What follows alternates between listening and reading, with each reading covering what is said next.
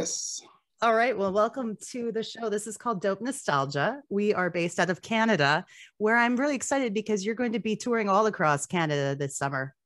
Yeah, it's been, I think the last time we were in Canada was, I think it was 1994. Oh my goodness. So Wow. yes, I'm really looking forward to this one because, yeah, Canada was always good for us. Of course, we had a lot of gold records there. And yeah, so we're looking forward to meet the fans again. Oh, you had a massive amount of hits in Canada, and you were always featured on some of those compilation albums as well that were out. Yeah, the Much Music and all that stuff. So yeah. Did you? Yeah. Now I was wondering, the guy who was the presenter from was his black guy? Is he still there or Master T? Yeah, Master T. Master T is still doing his thing. He does. I think he has his own kind of social media type show now because Much Music doesn't really play music anymore. No, yeah. It's more like MTV now. Okay, was always great with this guy. Very nice guy. So he was amazing. Yeah, for sure. Yeah, but he's definitely still doing the thing. But yeah, it's called the Electric Circus Tour. So it is a throwback to those Much Music days, this tour across Canada. And you're going to be hitting up some big cities with the same crew that you've been touring with for a while. Yeah, I mean, with Hathaway, we were this weekend always, and with Bang Up Boys, we had the same booking agency, so they're very good friends of mine. Aqua is also a good friend of mine. He's in Denmark, so yeah, actually everybody, you know, we know everybody. Eiffel 65, we're touring with them in Australia. So it's just like, you know, going on the road with our friends and just enjoying ourselves, you know, and for sure giving us our best to the audience and make sure they're gonna have a good time. So sweet. Yeah, I'm excited for it.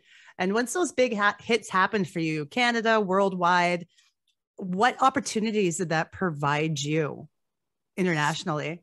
Well, a lot of opportunity because, you know, when we started with Get Ready for This in 1991, which is like next month already 30 years ago, makes me feel old. But, you know, so in the beginning, I was a cook. I was at the airport cooking and, you know, it was just like fun. You know, I wrote the song, Get Ready for This. And I thought like, you know, I'm going to do this, do a couple of shows and go back to the kitchen. But then it just blew up. You know, the Get Ready for This came in the UK charts straight into #2. And then still, you know, the first album was still like, I was still pinching myself like, you know, we have to go back to the kitchen. But as soon as No Limit hits, which was like #1 at the same time in like 34 countries, then I really thought like, yeah, this can be something, this could be a career, you know, and yeah, so after, I don't know, 25 million records sold, it just, you know, it just went up. And yeah, so touring in Canada, Japan, Australia, yeah, places where, yeah, you never been before, of course, but yeah, so that's really a blessing, you know, to go all around the world. And still that I play our music. Last week I went with my son to Space Jam, and again, Get Ready for This was in it. So like the first one. So, you know, it's just a blessing that after 30 years I still play. We got so many commercials also in Canada. I saw a lot of commercials using Get Ready for This. So yeah, that's just, yeah, it's a blessing. So, you know. You wrote a huge hit, and I mean, 25 million albums. That is something to be proud of. Yeah, for sure. Now we know about all the hits. Can you tell me what maybe an album track you had, maybe a deep cut that you wish would have been a single? Yeah, for sure. It's called Mysterious, which is one of my favorite album tracks. And you know, since we're doing in Canada, we only do a half-an-hour show, so we have a luxury problem. Like, there's a lot of artists that got 1-2 hits, so they're gonna do the remix. But we had 14 singles released, top 10, so we always have to choose like what we're gonna play. So for sure, for Canada, we got a half an hour, so I'll make sure we're gonna put out the biggest hits in there. But later on, when we're gonna tour, you know, we're working on a 30-year anniversary tour, which is probably gonna be an hour, 90 minutes, and then for sure I'm gonna play Mysterious because I already made the show tape for this, so it's already on the site. But Mysterious is just like one of the tracks that I'm talking with my producer just to release it again, you know, because there's so many tracks on the album, Burning Like Fire, like Technology, Super Highway. So yeah, there's definitely another 5 tracks that could be a hit. So, you know. I'm going to play a clip of Mysterious so everyone gets to hear it on the show. Okay, dope. That's nice. Yeah. Now, who were your musical heroes growing up? Yeah, it's kind of cliche, but I must say it was Michael Jackson because, you know, back in the days, I used to go with my mom to the concert. I met him in the World Music Awards in Monte Carlo. I used to live there too. And yeah, so you got a clip on YouTube where we're doing No Limit, and he's next to Prince Albert, and he's just like, no, he's just like, and you know, it's the first time ever when I was nervous because I met everybody around the world, the biggest stars. And it was like, you know, kind of normal. It was like, you know, but when I knew that Michael Jackson would be there, yeah, I was very nervous. And then after the show, I met him backstage, and he came to me and he said, like, I really like your song. And he shook my hand. And at that moment, it was like I was holding his hand for like 10 minutes. And I was just like, yeah, this moment was the big, you know, there was an inspiration, especially when you're going to see us on stage. You know, I never go on the stage with a jeans or just a t-shirt.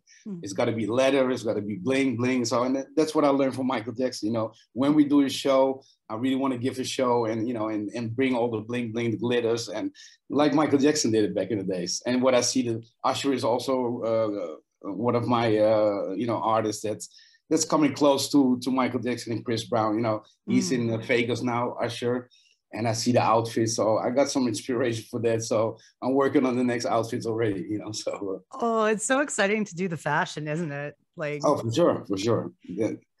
Yeah. How much control did you have over the music you were releasing, or was it like the record label heavily involved? No, well, actually, it was the producers, Phil Wild and Jean-Paul de Coster. They always came with the demos. And I got the inspiration from the, you know, when they, for example, they sent me some track with African drums, and the first thing that came out was tribal, African, you know. So I was sitting with an American guy, actually, Chafé Clayton, and you know, when I hear the music, I just get the inspiration. And with No Limit, actually, was one of the songs that was not supposed to be released, and we were flying from Australia to Japan, and I had the idea from the song from Crystal Waters. Gypsy, you know, like la da dee la. So I was thinking it's got to be something like this. But actually, the song, the demo of No Limit, actually the album was already wrapped up, but we still had this demo. And I was talking with Anita. I was like, we got to do something with this song. And yeah, we wrote this song in an hour. You know, I just came up with the no, and she finished it off, and it was just like, yeah. And you know, it always works like that. Sometimes you got some tracks you're working like for months on it. And, you know, it's kind of hard. You don't get no inspiration. And with No Limit, it just came. And then, yeah, that's our biggest hit. So it's very funny how the thing goes, you know. It's, yeah. So but there was always the inspiration of the demos, what I got from the producers. And I just got a feeling with it, you know. And, yeah, so. A lot of people say that the best songs they've ever written, they wrote in like half an hour.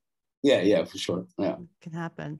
Now, what is the difference for you between playing a festival in Europe as opposed to North America? What are the difference in like the crowds, the energy? Well, you know, back in the day, of course, Canada, we were quite popular. I think, yeah, we were more popular than the States, you know. So there we had the European feel, you know. We came there, the fans rushed us and everything. In America, they didn't really know us. Then, I mean, get ready for this, you know, it's from the Hoods till Beverly Hills. I mean, everybody knows the song, but it didn't really know who we were, because back in the days, you know, MTV, they were playing like all rock or hip hop, like Run DMC or stuff like the Aerosmith. And so, you know, visual, it was sometimes very nice, because in Europe, you know, I couldn't go a day without making pictures, signing autographs. So in the States, I was just like one of the guys, you know. So sometimes it was nice. So, you know, so they didn't recognize me. And but, you know, it's still a dream for me to really hit it big in the States, because I know that we have potential there to do it. And I see, you know, my friends from CNC Music Factory, Freedom, he's doing now the 90s, you know, he's touring with All for One, with Vanilla Ice. So that's the 90s kind of R&B rap. But I think that the States is also ready for the Eurodance. So it's not going to take so long. In a couple of years, I'm sure we're going to do some big tours there. I hope so. I mean, the Eurodance needs to come back in a big way here too. Yeah, for sure. I'm excited for it. Yeah. And do you feel like there's a different sense of achievement when you hit it in America as opposed to anywhere else in the world? Yeah, for myself personally, I think, because, you know, I was always listening to American music. Well, I was listening to a lot of rap music, you know, and so for me, it was all, I mean, in the first place, if you hit it in the UK, it's very hard to get a hit in the UK. So once you hit it in the UK, that opened the doors for us all around, even in Japan, because they, you know, they're listening to, and even you guys, you know, I think you're inspired also by the music that's coming out of the UK, Oasis and all that stuff like this. Very much, yeah. So for me personally, you know, I've been to, I love LA, you know, I've been recording there because I also got my own production company. I'm producing my son right now. So I was always in the studios where Tupac was, and next door was Snoop Dogg recording and, you know, smoking with the guys. It was just like funny. So, you know, so yeah, so that's still on my list. But, you know, we performed already in the Met Stadium in halftime. We get ready for this. We in the San Antonio Spurs Stadium. So I got that feeling of it. So, but, you know, we're talking now with some big producers from the States. So, you know, that's something still that, you know, I really want to get there to get the recognition, and, you know, because they know the music, but they just don't know this funny guy with the strange hair. So, you know, I'm going to work on that. Whatever you guys come up with and release, we'll make sure we promote it on the show for you, because it's really exciting. Sure. Yeah. And like you mentioned, you're working with your son now. Tell me about his project. Well, he's more into the rap music, so he's really inspired by, you know, the rap from the States, like 2 Chainz and Soulja Boy Slim and all that kind of stuff. So yeah, we're working on his album. He released already some stuff on Spotify, and yeah, just help him, just guide him, you know, because personally, you know, I sound kind of old, but there's so much crap music out there, you know, and I'm just like, you know, you guys to come with some places, especially coming from Holland. So, you know, Ice-T, a good friend of mine there that used to go to his house, he used to say to me, you know, Ray, because I was recording a rap album back in the day, he said, Ray, keep the rap music in your car and just do what you do, because that's unique.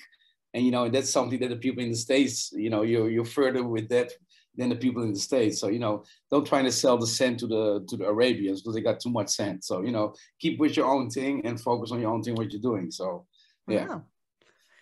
Grateful for whatever advice you can get from like the people around you who, you know, it's wonderful. Yeah, and for sure. Now, you left in 1996 for a while. Was that when you were doing the different styles of music, or what were you doing during that time?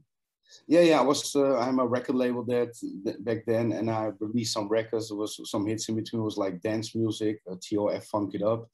And yeah, then I was just working with different artists, but I was really, because I always was inspired, you know, I used to be a break dancer, so I was really into hip hop, and, you know, so I never imagined that I would go into the dance music. But as soon as I hit a demo for Get Ready for This, it was something that I never heard before in my life, you know, it straight away catches me.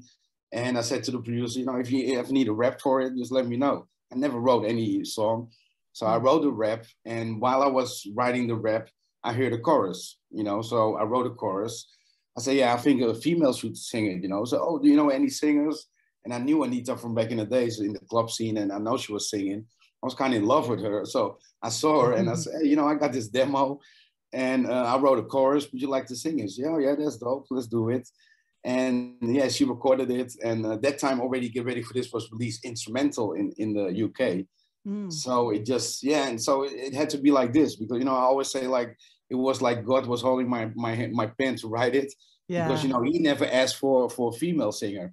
And I think that if I never would write this female chorus, that, yeah, maybe Get Ready for This was a nice hit, but, you know, the combination of Anita and myself, and the looks, like both half black, half white, and just a combination of everything that made it the hit, you know. So I will never say, like, yeah, because of me. No, it was a combination of our producers, Anita and myself, that made it to this, you know, it was magic. So we created magic with this, you know. Just the right mix of people at the right time creating together. For sure. Yeah, for sure. Are you still in touch with Anita? No, not so much. Anita, she left the band in 2016. Yeah, she has 2 kids, and, you know, I'm always like, you know, for me, like last Saturday, 3 shows. That's for me is normal. You know, I got so much energy. I turned 50 last month, but I still feel like 30. So it's a milestone. Happy belated. Yeah, thanks a lot. So, you know, and yeah, she just decided to take it more slow. You know, she only wanted to do 40 shows. I want to do 200 shows a year.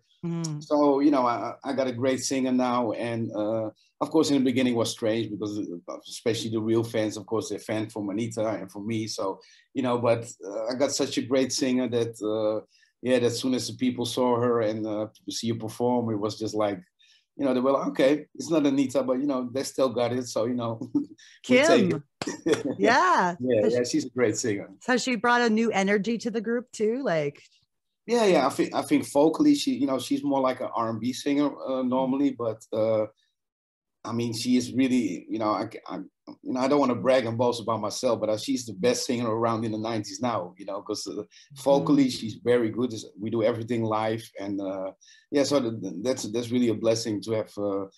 Yeah, she looks good. She's also half black, half white, so it's just, you know, a whole new thing. And she's a little bit younger. She's like 37, but yeah, she got the moves. We got great dancers, so you know, the show is just yeah. Yeah, how many people are in the stage show? Well, we got 2 dancers, and then Kim and myself. So Nice. yeah. Good. I look forward to seeing her. I definitely want to come down to Calgary for your show. All right, cool. Yeah. Now, what country do you now spend most of your time in? Well, actually, I live in Germany right now, in Düsseldorf, which is like, you know, with the car, it's like 2 hours to Amsterdam. Yeah. And I live partly in Spain. So, you know, I just like, I was a month on vacation in Spain, celebrating my 50th birthday with my fiance and my kids. I got 3 kids. Nice. So, you know, I'm always in between there, and, you know, always busy. Now I'm in Poland, because my girlfriend, my fiance, she's from Poland. So I'm here with the family. So did the show in Denmark. Came back yesterday, staying the whole week on the beach. Is like very nice place up here.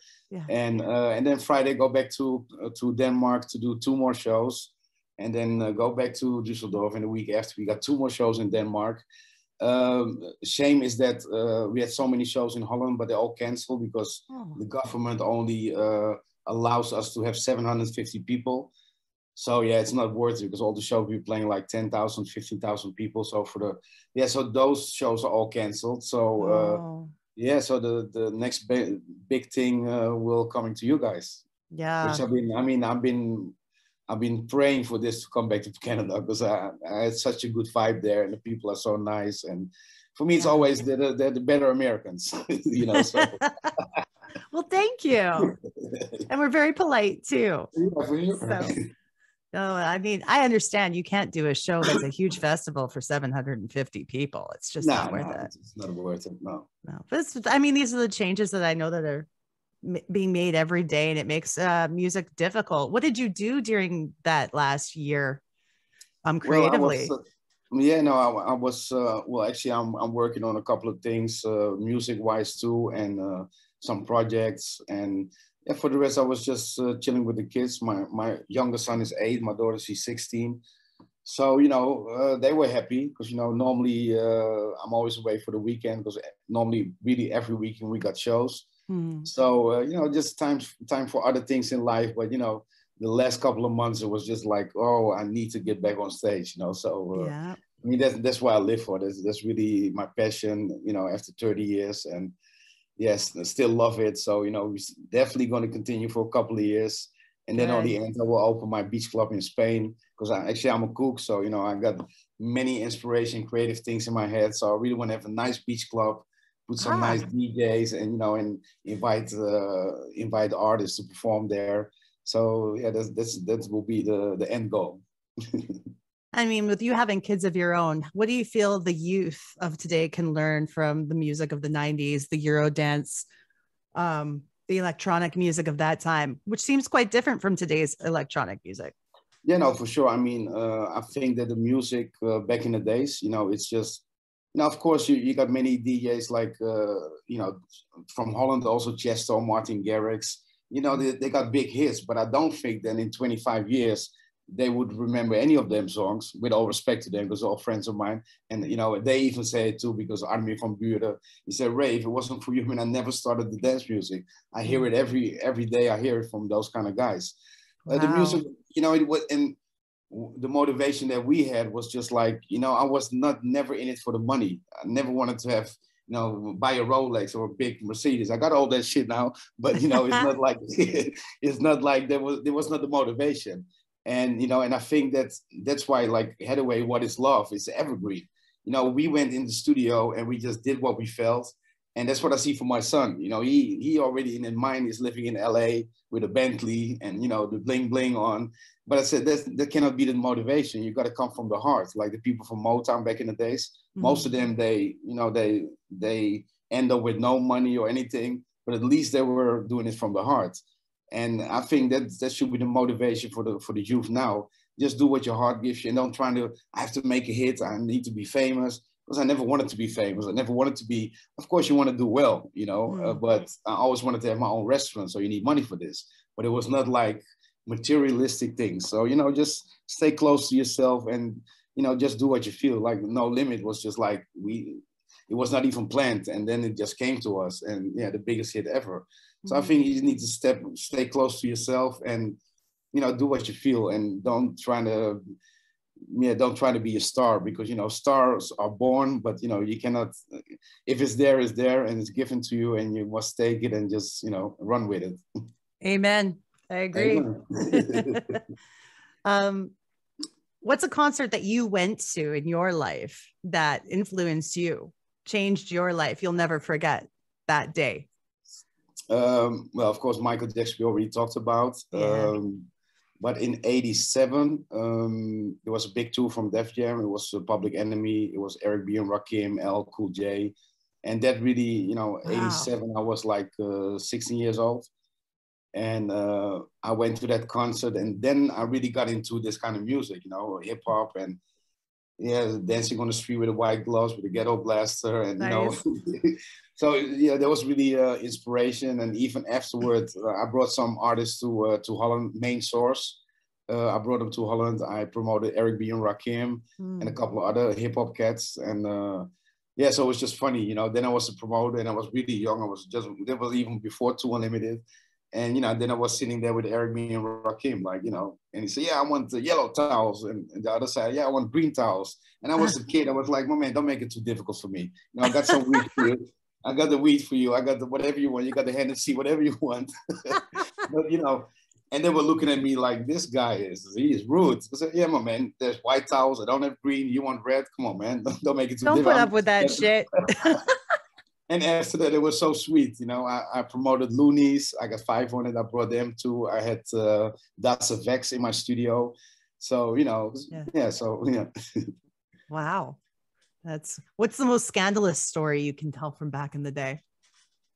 Back in the day. Oh. Were you good? Were you good? Or did you get into trouble? No. Yeah, of course I got in trouble too, because, you know, I was really, you know, I really knew what I wanted. You know, I really grew up in this thing that it was, you know, I knew exactly what I wanted. So I'm not really into fights or something. I remember we had a show, had some group, and we had a show in Holland, in Amsterdam, and Keith Sweat was there. And so what he did, I had some group that were the support act, and Keith Sweat, his sound engineer, he took the plug out. Because he thought that, you know, the support act, you know, I'm tired of them. They need to get off stage. You know, so he pulled the plug, and I really went to the dressing room and said, well, man, you know, we're in Amsterdam now. You know, don't make trouble with me. You know, I call somebody, you fucked. No. But, you say, yeah, but they're playing too long. And I say, yeah, but respect, man. They're from Amsterdam. It's my group. You know, just wait, man. You're the big star. Don't worry. You're going to get your time. So, no, but for the rest, always had... good times. I mean, I remember we were in Monaco because I used to live there like 11 years. And Prince was there. So the security, I was sitting with Anita and with Prince Albert, and the security from Prince came, and he said, hey, you know, come sit on the table from Prince. And I was like, hey, cool, man. So I walked up there, and then he said, no, only the girl. I was pissed off. I said, man, come on, man. That time I was dating Anita too. So that was a little bit awkward. So I said, well, man, so Anita said, can I go? Yes, I go. But, you know, I was looking at him like, who you think you are, man? Come on. It's not only the girl. So I was okay, cool. Just because your Prince doesn't give you the right to do that. No, for sure not. Well, what's a food, clothing item, toy, one of those things, what makes you nostalgic for the 90s when you think about them? Especially fashion. Yeah. I mean, you see that the fashion is coming back too. You know, you see Fila is coming back. Yeah. I was always wearing those, you saw it in the video, Raiders, LA, you know, LA Lakers and that kind of stuff. So that's coming back again. Yeah. You know, and yeah, it's funny because back in the days, when we used to go to Japan, I was so I didn't dislike this food, you know, like sushi and all that stuff. Mm-hmm. And now I got to eat it like twice a week. You know, my specialty to cook is really Asian food. You know, I make Thai food. I mean, and that's what I really love. So I really like Asian kitchen. And but you know, now, yeah, also I know in Amsterdam, these phones that we had, you know, the big phones. Like yeah, with the rotary dial? Now you got like you know, the iPhone or something. So but back in the day it was like this. So it was in Amsterdam, it was me having the phone and all the criminals had these phones. So those were the two. The brick phone. Yeah, the brick phones, and you know, and even the big one that you had to carry. You know, now you got it on the Bluetooth in your car, but then you really had like a thing, and you was walking around with it like this. So it's funny how things change, right? With technology and all that. So you know, back in the days, of course, you know, we didn't have Instagram, we didn't have Facebook. You know, now I'm on Instagram. It's nice. I enjoy it also to share some things, but. You know, I don't have so much followers, but I think back in the days we would have had like millions of followers. But yeah, so it's just nice to, you know, to keep the people updated what I'm doing, and you know, it's just fun. So yeah. Yeah, we gotta get you some more followers. Once we're gonna share all your social media links, okay. And yeah, I'm really grateful for the time you've spent with me today, telling me about the tour. So we're gonna make sure, you know what, if you're in Canada this summer, this September, you guys are coming to a city near you. There you go. Sure. I can't wait. We can share it too. And yeah. So I'll see you in Calgary, Naomi. Sounds good. So we can have a beer together. Have a wonderful rest of your day. And thanks again for your time. Thanks a lot. You take care. Bye. Ciao.